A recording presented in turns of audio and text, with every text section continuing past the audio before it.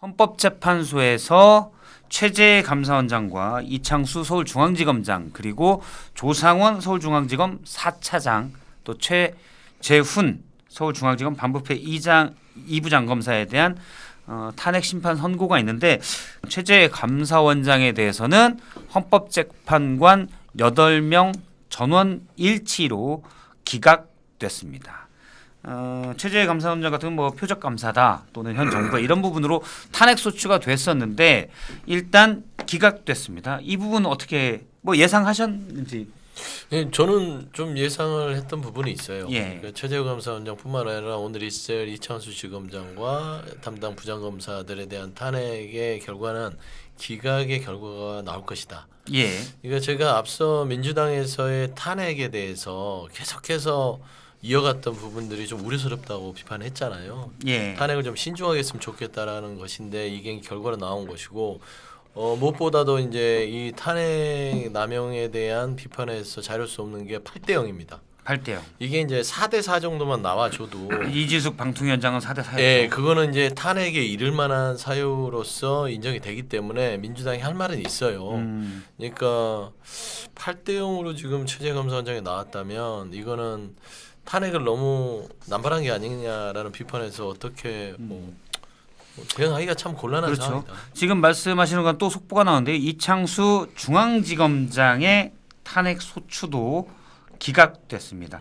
검사 탄핵도 모두 조상원 중앙지검 4차장 그리고 최재훈 특수 2부장에 대해서 반부패죠. 지금 반부패 2부장 검사에 대해서도 모두 탄핵 소추가 기각됐습니다. 사실 약간은 예상한 바지요. 예. 이게 최재 감사원장 기각과 관련해서 법정 의견과 별개 의견 모두 다 공통된 부분이 있어요. 법률을 위반한 부분은 있지만 예. 파면에 이를 정도로 헌법 위반이라고 보기는 어렵다라는 거죠. 그러니까 민주당이 탄핵을 남발했다라는 윤석열 대통령 측, 예. 국민의힘 측의 공격에 이제 특별히 할 말은 좀 없을 것 같아요. 그래서 참 극히 예외적으로 추진되어야 할 탄핵이 예.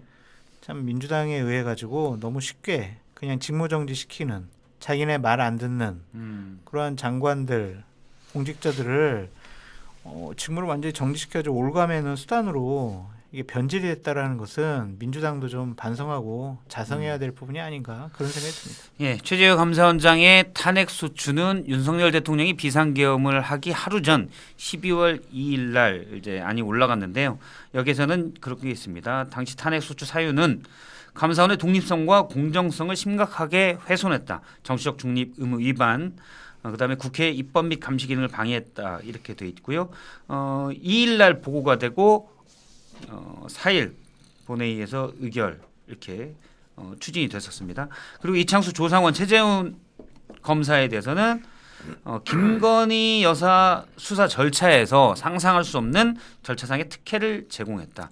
중대범죄의 증거를 외면했다. 뭐 이렇게 돼 있는데 일단 탄핵 심판은 그렇습니다. 파면하냐 마느냐인데 네, 그렇죠. 파면으로서 얻는 이익과 그다음에 파면으로서 얻는 손실 요걸 판단해서 헌법재판이 어느 게 더 크냐라고 해서 하는데 지금 말씀드리면 이제 법률상 위반 혐의들은 보이지만 파면으로서의 얻는 이익보다는 크지 않다. 그러니까 파면에 이를 만큼 중대하진 않다 이렇게 판단을 한 것 같아요. 그렇죠. 예. 결론적으로는 뭐 이 소수 의견이잖아요. 예, 세 분의 예. 재판관들이 헌법과 법률을 위반한 측면이 있다. 그 감사원 훈령을 바꿨다는 거잖아요. 예. 그 부분은 헌법과 법률을 위반한 거다. 하지만 중대에서 파면을 정당화하는 사유가 존재한다고 보기는 어렵다. 말이 참 길고 어려워요, 그렇죠? 하여튼 파면할 정도는 아니다 이건데 우린 자연히 윤 대통령 파면 관련해서는 어떤 또 기각이요? 아니 어떤 게 나올까를 보는 거죠. 이게 기각이 나온 거 보고 나서 저는 조금 안도의 한숨을 쉰 건 인용의 어떤 결정들이 이미 이루어졌지 않나라는 추측을 해요. 그러니까 먼저 털어낼 건 털어내고 민주당이 어떤 탄핵에 대해서 정확하게 현재가 판단하고 있다. 예를 들어서 이게 어떤 법률적 위반이 있을지 모르나 공직자로서 복귀를 했을 때 이 복귀 부분들이 공직을 수행할 만한 자격이 있냐 없냐 판단은 헌재가 명확하게 하고 있다. 예. 라는 것을 저는 보여주는 어떤 대목이라고 봅니다. 그렇기 때문에 윤석열 대통령의 전원일치 인용을 위해서 먼저 선고기를 잡아서 보여주고 헌재의 판단이 굉장히 객관적이고 공정하게 이루어지고 있다는 어떤 저는 정치적인 의미도 저는 내포하고 있다고 좀 생각이 됩니다. 일단 뭐 그런 저는 이제 그런 효과는 있을 수가 있다라고 보는데 헌재는 그냥 이 사건 자체로 판단하지 않았을까 이렇게 생각이 그러네요. 되고 사실은 잘못이 있지만 물론 소수 의견으로 나온 거지만 잘못이 있지만 탄핵에 그러니까 파면에 이를 정도냐 여기에 대해서는 뭐 여러 가지 의견들 있다는 거. 사실 노무현 전 대통령 때도 그랬습니다. 파면에 이를 만한 것들은 아니다. 당시 선거 개입에 대해서 법 위반에 대해서 볼 수 있지만 파면에 이를 정도는 아니다라고 해서 탄핵 소추를 기각한 바가 있습니다. 저 민주당 입장에 속상합니다. 아 그래요? 아니 탄핵을 좀 신중하게 예외적으로 아껴서 썼다면 지금 그렇죠. 정작 탄핵해야 될 최상목 권한대행 헌재의 이 위원이라는 결정에 2주 동안 지금 마흔여 재판관 임명 안 하고 있는데 이건 탄핵 사유에 탄핵해야 돼요. 그다음에 심은정 검찰총장 이건 누가 보더라도 특정한 자기의 직권을 남용해서 윤석열 대통령은 풀어줬어요. 이 두 사람 탄핵을 써야 되는데 지금 뭐 최재 감사원장이나 이 사람 탄핵을 쓰느라고 마일리지를 써버렸어요. 그래서 정말 속이 상하다. 저는 당시에 이창수 중앙지검장에 대해서는 검찰의 공정성을 위반해서 기각할 가능성이 크더라도 이건 상징적으로 탄핵할 필요가 있다라고 생각을 했는데 나머지는 예를 들어 뭐 최재훈 부장이랄지 저 누군지도 몰라요 잘. 뭐 조상원이랄지 이런 분들은 제가 뭐 검사들 개인적으로 저는 모르는 사람들인데 너무 줄 탄핵처럼 보일 수가 있다. 이건 좋지 않다라고 했는데 일단 다 기각이 됐습니다. 이건 사실 감정적 탄핵인 거예요. 그렇죠. 민주당이 정무적으로는 사실은 약간 실패했어요. 실패한. 실패했어요. 예. 말씀대로 지금은 이제 다 하기가 애매한 이런 것들이 돼 있고요. 예. 그러면 오늘 했는데 사실은 이렇게 기각이 됐기 때문에 지금 공달 윤희석 선생님께서 지적하셨듯이 그러면 윤석열 대통령 탄핵 심판에 요게 영향을 미칠까? 아 영향보다 뭐 예상할 수 예상할 있는 수 있는 어떤 분위기. 힌트를 줄 수 있을까? 힌트. 예, 힌트. 별게 없네요. 없죠? 네. 완전 별개죠. 완전히 별개. 네. 장 소장님은 저도요. 저는 앞서 얘기했듯이 그게 뭐 영향을 미치지는 않을 것 같은데 헌재가 다 계획이 있는 것 같다라는 좀 개인적인 생각. 언제는 큰 계획이 있다. 네, 헌재는 계획이 있다는 거는 먼저 이걸 선고를 함으로써 공정성, 객관성 이런 거는 헌재는 담보를 하고 있다라는 것을 보여주는 것 같아요. 여론을 의식하지 않을 수 없잖아요. 막 일부에서 완전 민주당 편드냐 이러니까 그렇죠. 우리 그런 거 아니야. 정확하게 한다. 그래서 민주당이 탄핵을 이 정도로 좀 요건이 안 됨에도 했다는 것을 보여주는 게 우리 헌재다라는 것이고 이게 이 징계 재판이잖아요. 예. 공직의 자격을 따지는 겁니다. 그러니까 이게 지금 뭐냐면 쉽게 설명하면 공직을 유지할 만한 자격이 없는 위법성을 저질렀으나 이 사람을 다시 공직으로 돌려보냈을 때도 이 같은 일을 저지르기라고 판단하기에는 그렇게 위법성이 중요하지는 않아 보인다 이런 판단이거든요. 예. 근데 윤석열 대통령은 뭐냐면 우리가 이게 기각이 될 거라고 생각할 수 없는 건 공직 자리에서 위법성을 중대하게 저질렀고 되돌려 보냈을 때 다시 똑같은 일을 저질 만한 위험성이 있으면 다시 돌려보낼 수 없이 파면하는 거죠. 그런 논리로 따졌을 때는 기각이 되기는 쉽지 않겠다는 것들이 이제 여러 사람들의 이야기다. 그렇죠. 그리고 예를 들어 감사원장의 탄핵 소추 사유와 당시에 이제 국회에 나와서 말을 좀 틀리게 했다. 그다음에 전현희 국민권익위원장이 있던 곳에서 좀 표적 감사를 했다. 이런 부분들인데 이 사유와 사실 지금 윤석열 대통령의 탄핵 소추 사유는 너무나 다르기 때문에 이걸 동일선상에 비교할 수는 없다. 네, 저는 그렇게 생각을 해요. 저도 그렇게 생각하는데 네. 너무나 흉흉한 소문들이 음. 너무 많이 돌아다녀가지고 심리적으로 좀 위축도 되고 좀 세뇌도 당하는 것 같고 진짜 그럴 수 있을 것 같기도 하고 예. 오만 생각이 다 듭니다. 많은 국민들이 그렇게 생각하실 것 같아요. 앞서 댓글에 한 분께서 지금 민주당이 그때 탄핵을 너무 막 남발하는 게 있었다라고 소영주 소장님이 얘기하신 거에 대해서 한 분이 진즉 좀 그렇게 얘기하지라고 얘기하셨는데 제가 알기로는 진즉 얘기했는데 지금 그 여러 정도 번 얘기했습니다. 그 정도 힘이 없어가지고 힘이 없어서 영향이 별로 일단 없었다는 거. 분석과 비판은 했다는 점을 제가 다시 한번 말씀드립니다. 예. 아프로디테님께서 소영주 소장님 오늘 수트 이쁘네요라고 아, 그래요? 얘기를 주셨습니다. 네, 그렇습니다. 이거 교복입니다. 아껴보. 네, 한 벌로 단벌 신사. 네, 그러면은 요 부분 어차피 헌재 얘기가 나왔으니까 이거 짚고 넘어가겠습니다. 14일로 원래 많은 분들이 저도 그렇게 예상을 했는데 윤 대통령에 대한 탄핵 심판 선고 14일 힘들겠죠? 자, 그럼 이거 내일 아니에요? 내일? 내일이죠. 네. 예고를 하잖아요. 힘들겠고. 요거 OX로 제가 한번 네. 다음 주에는 한다. 물론 저희 다 근거는 없습니다. 그냥 저희들의 어떤 세계관을 가지고 예측할 뿐이에요. 근거는 없고 내로라는 분석이죠. 그죠. 내로라는 분석이다. 자, 그러면은 다음 주에 한다. 다음 주. O 아니면 X. 자, X는 뭐 30% 이상의 가능성이 있을 때 X로 하도록 하겠습니다. 다음 주에 한다. 하나, 둘, 셋. 아, O 셋에 X 한 명. 아, 다음 주 안 나온다고요? 더 길어질 것 같은데요. 아, 또 정보를 얻었어요? 또 어디서? 추측 아니, 뭐. 아니면 팩트 정보 구체적인 좀 풀어주세요. 신용상 객잔이잖아요. 그래요. 풀어주세요. 여기는 그냥 다 이게 안 되잖아요. 간단치가 않아 보여요. 이 흉흉한 소문이라고 그러는데 네. 흉흉한 소문이 소문도 밖에서 막 밭글 만들어서 이게 인정되는 건 아니지 않습니까? 예. 그 평의 과정이 그렇게 순탄하지 않은 듯 보입니다. 그런데 어쨌든 헌재는 기각이든 인용이든 한쪽으로 몰아서 나오게끔 최소한 한 7대1이라도 나오게끔 8대1은 안 되더라도 뭐 이렇게 하려고 할 거예요. 그래야 선고 이후에 이 국민들로부터의 어떤 양쪽 모두에서 반발이 나올 수 있는데 최소화할 수 있다 이런 생각을 가지고 평의를 계속 할 수밖에 없는 거죠. 이제 서로 설득도 하고 예. 뭐 얘기를 하겠죠. 근데 그 과정이 지금 여러 얘기를 들어보니 이렇게 순탄해 보이지는 않는다. 예. 그러니까 박근혜, 노무현 14일 걸렸고 11일 걸렸고 이때는 별 그게 없었단 말이에요. 예. 예. 물론 노무현 대통령 때도 살짝 다르긴 했지만 어쨌든 인용 그거는 기각이었으니까 그냥 가는 거였는데 이번에는 아닌 느낌이 듭니다. 아닌 느낌. 다른 분들은 더 이상 늦어지면 안 될 것 같아요. 그런 개인적인 바람과 희망도 있습니다. 이렇게 불확실성한 상황이 계속 유지가 된다면은 나라가 좀 더 혼란스럽고 경제는 어떻게 될 것이냐 그런 생각이 들어요.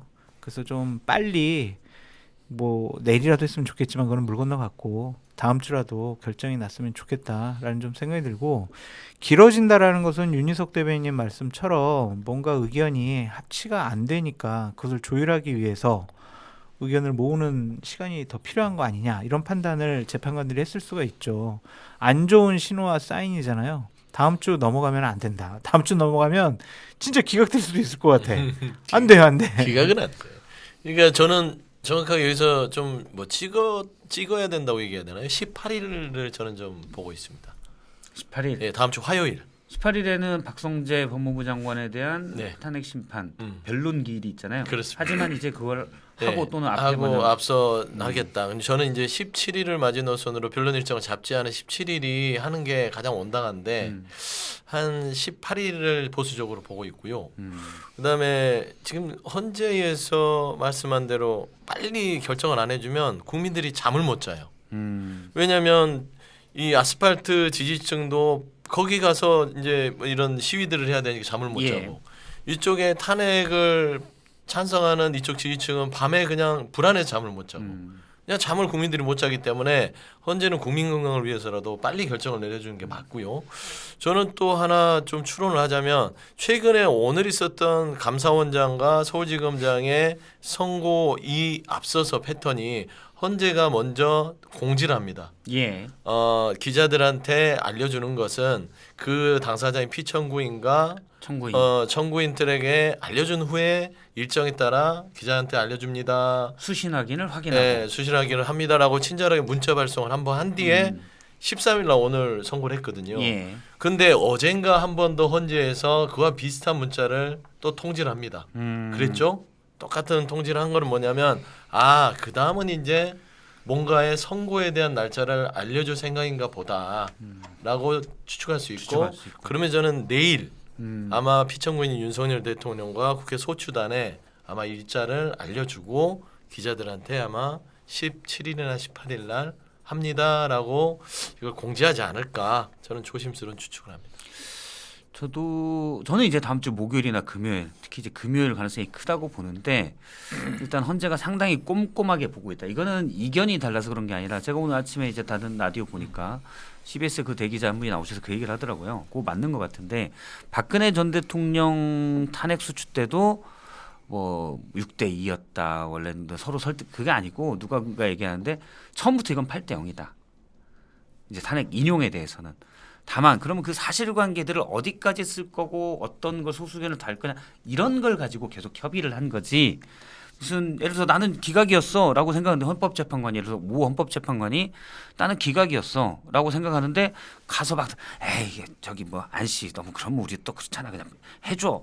이건 있을 수 없는 일이다. 있을 수 없는 일이고 그냥 세부적인 사항 사실관계 소수견 내는 데 있어서 최대한 다듬고 이런 데 시간이 걸린다는 거예요. 그러니까 지금도 시간이 걸리니까 많은 국민들이 불안해하고 그럴 수 있지만 제가 볼 때 이건 특히 더 지난번보다 원래 갈등이 커서가 아니라 사실 대통령의 계엄이 어떤 개인적인 거라기보다도 약간 본인이 그런 걸 주장하기도 했고 그렇기 때문에 그런 걸 쓰는데 좀 더 세심하게 다듬고 있다. 저는 그렇게 봅니다. 그리고 또 그게 맞을 수도 있다고 보고 그래서 시간이 좀 더 걸려서 목요일 금요일이지 않을까 싶고 또 하나는 헌재가 지난번 우리가 이제 노무현 전 대통령 때나 박근혜 전 대통령을 기준으로 뭐 사흘 전, 2일 전인데 그냥 하루 전이라도 저는 할 수 있다고 봐요. 지금 너무 시간을 일찍 고지하면 헌재 뭐 너무 탄핵 반대하는 분들 많이 모여서 오히려 그럴 수도 있고 뭐 하루 전 고지해도 아무 문제 없다 이런 생각도 들고 또 그러면 그렇게 따지면 다음 날 이런 걸 또 보면 금요일 정도가 또 맞을 수도 있을 것 같고 그렇지 않을까 생각합니다. 근데 다음 주 넘어가는 거는 그건 국민 불안이 더 커진다. 그것도 다 우리의 해설이잖아요. 그렇죠. 그러니까 저는 근거 없이 이제 분석을 하고 전망을 왜 해보는 이번 거죠. 주는 넘겨도 되고 다음 주는 안 되냐 이런 얘기도 나올 수 있는 거고 네. 그냥 우리의 그냥 뭐 상식이라고 할 수 있는 공통된 어떤 하나의 기준을 가지고 근데 제가 들은 얘기는 일단 말 끊어서 죄송한데 네. 들은 얘기는 평의 절차가 좀 예상보다 늦어졌대요. 평의가. 절차가 늦어졌다. 아 평의를 하는데 그러면 예를 들어 쟁점을 4개로 정리했잖아요. 헌재가 5개. 5개로 된 걸 아마 4개로, 4개로. 정리했을 겁니다. 근데 4개 정리해서 자 예를 들어서 계엄령 그다음에 국회 봉쇄, 선관위 들어가는 거 이런 걸 하나 하는데 거기에 세부적인 디테일들 있잖아요. 그럼 순서대로 앞부분부터든지 하나하나 쟁점에 대해서 쭉 평의를 하면서 계속 의견을 나누는 건데 속도가 안 난다. 좀 늦다. 요거는 좀 약간 얘기가 있는 것 같더라고요. 그게 이제 절차 얘기잖아요. 예, 예. 절차가 잘못됐다는 얘기를 한 분이 계속 얘기한다는 거 아니에요. 절차를 계속 얘기하고. 예. 예. 그러니까 이건 더 늦을 수도 있는 가능성이 저는 있다고 보는 거고 그 길어지기 때문에 결과가 이렇다고 보는 거는 논리적이잖아요. 말씀하신 대로 예, 예, 예. 정리를 그렇죠. 해야 되니까. 그렇죠, 그렇죠. 예. 그것과 결과와는 다른 얘기니까. 네, 예. 알겠습니다. 좀 헌재가 훨씬 더 신중하게 하고 있다고 지금 중앙지검 윤석열 대통령이 석방되고 또 감사원장과 중앙지검장 탄핵이 기각되면서 이거 이러다 되는 건 아니야? 물론 이제 탄핵 반대하는 분들의 의견은 또 다르겠지만 탄핵 찬성하는 분들의 입장에서는 이게 그러는 거 뭐 잘못되는 거 아니야? 라고 생각하시는 분들이 많이 있을 것 같은데 전혀 별개의 것이다. 저는 일단 그렇게 생각을 해요. 거기에 대한 동의. 제가 방금 네, 말씀드린 제 말을 따라하시면서 그러니까 별개는 아니, 난 맞아. 따르지. 그러니까 형사 재판하고 행정 징계 재판하고 완전 다른데 심리적으로 위축은 될 수 있다. 지금 우리가 모두 다 심리적인 영향을 받는 것이지 법리적인 어떤 그 혼잡성이 이렇게 서로 영향을 준다는 어떤 착각과 오해는 우리가 바로 잡아야 된다라고 예. 말씀드리고 싶습니다. 알겠습니다. 시용상 객잔 구독, 좋아요, 알림 설정 부탁드립니다. 고맙습니다.